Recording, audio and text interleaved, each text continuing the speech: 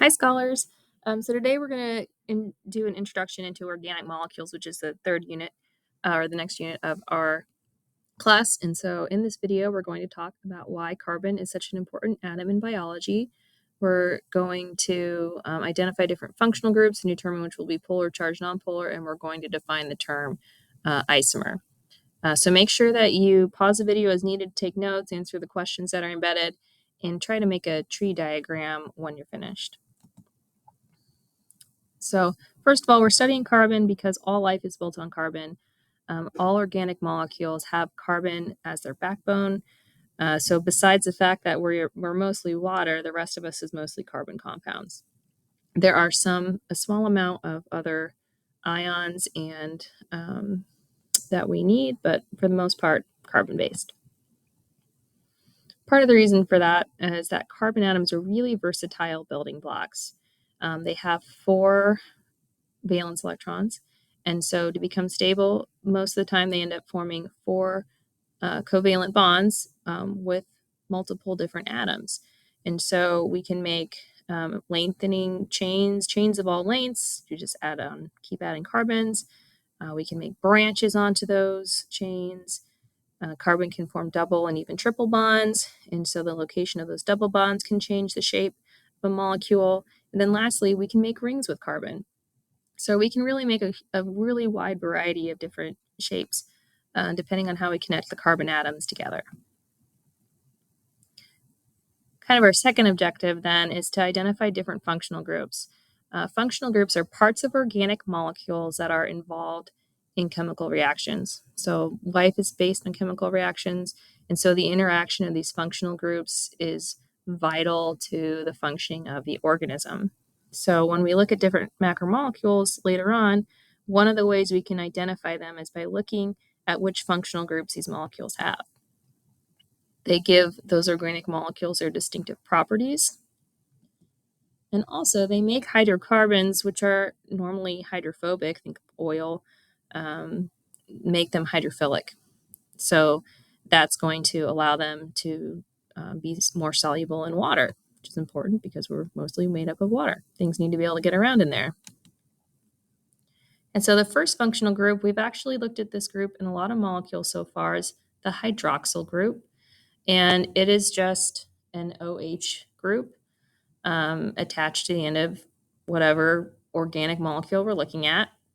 And as you'll remember, this bond is very polar, okay? And so it's going to help make any organic molecule that has those groups attached to it soluble in water, and also form, hydrogen bonds with all other types of molecules. The second group is a carbonyl, and so this is an oxygen that is double bonded to a carbon. It can either be at the end of a molecule or in the middle of a carbon chain. The difference in electronegativity between carbon and oxygen isn't as high as the difference between oxygen and hydrogen, but it's still a pretty polar bond. And so these groups will also add polar regions to organic molecules. Lastly, we have the carboxyl group. This is kind of a combination of those first two. So you can see we have an OH group attached to a carbon, and we also have a double bonded oxygen atom attached to the carbon. So kind of a combination of the hydroxyl and carbonyl group. And so that's why it's a carboxyl, kind of a combination of the two names.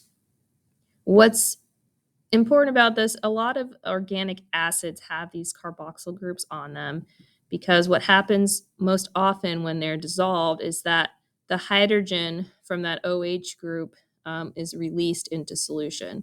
Okay, and so that increases the hydrogen ion concentration, making the solution more acidic. So it's an acid. This also means that when you see this group attached to molecules, oftentimes it will have a not just be polar, but will have a negative charge on that oxygen. And so it will attract to other polar molecules, but also attract to other positively charged molecules, especially. So let's take a break and see if you can identify these 3 functional groups. On this slide, On this slide, see how many of each of the functional groups we've mentioned you can find. There are 4 hydroxyls, there is 1 carbonyl, and there is 1 carboxyl group. 4 more functional groups that you need to know are the amino group. Sometimes you'll see this represented as an NH2 group. This is kind of maybe a better diagram of what that amine group looks like. Ammonia is actually a base, so a lot of organic bases have amino groups in them, because kind of the opposite of what a carboxyl group does is that amino groups will actually attract hydrogen ions from solution, making them more basic.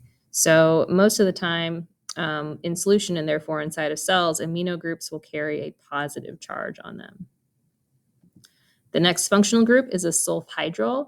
In the name, you can see sulfur and hydrogen, and that is what makes up this group, is a sulfur and a hydrogen bond. It's actually interesting if you look at different sources. Some will say this is polar, and some will say it's nonpolar. So it's technically polar, but only very slightly polar. So very small difference in charge between the sulfur and the hydrogen. That will be very important in the structure of proteins when we get to proteins. That's sulfhydryl bond, functional group. Phosphate groups. So you can see again the element phosphorus in the name of that group, PO4. So we'll have the organic carbon backbone, and that will be attached by an oxygen. That oxygen will be attached to a phosphorus, and then it will have 3 oxygens around it. Generally, at least, these 2 oxygens have a negative charge on them. And so this is a very negatively charged functional group. And you'll see this a lot in nucleotides and DNA, and also in ATP. We'll talk about that later. Lastly, we have a methyl functional group. This is just a carbon and 3 hydrogens that can be attached to different regions of molecules. This is also important with the DNA. We'll talk more about that later on in the unit. So this is our only non-polar functional group. So generally this is attached to a carbon. These bonds aren't really very polar, and they're kind of pulling in opposite directions. So this is a non-polar functional group. Let's do some more practice identifying groups. Take a few seconds, see if you can name those functional groups.